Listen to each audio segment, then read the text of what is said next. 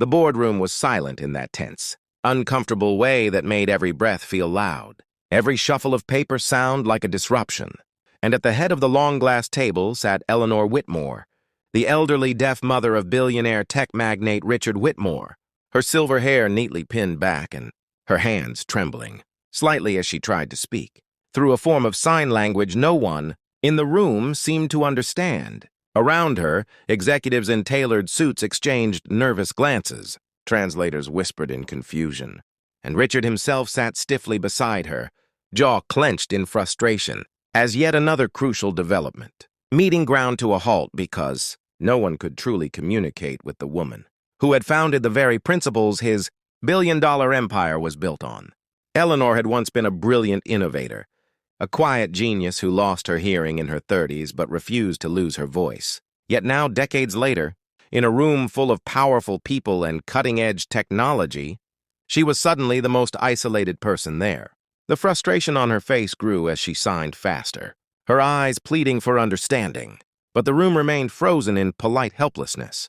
Then, from the back of the room, where interns and staff were supposed to be invisible, a small voice cut through the tension. She's asking why the company stopped funding the community, schools. Everyone turned in disbelief to see a slim, black boy no older than 10 standing near the wall, clutching a worn backpack to his chest. His name was Malik, the son of a janitor who cleaned the building after hours.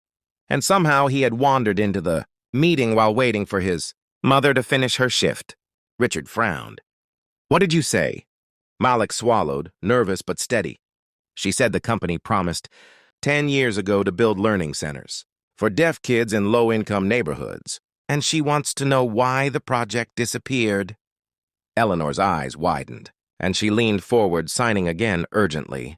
Malik watched closely, his small hands unconsciously mirroring the motions as he translated, word for word, emotion for emotion, explaining that she believed the company had lost its soul in pursuit of profit, that innovation without compassion was failure, and that she had come today not as a billionaire's mother, but as the woman who once cleaned classrooms at night just to afford education for deaf children who reminded her of herself.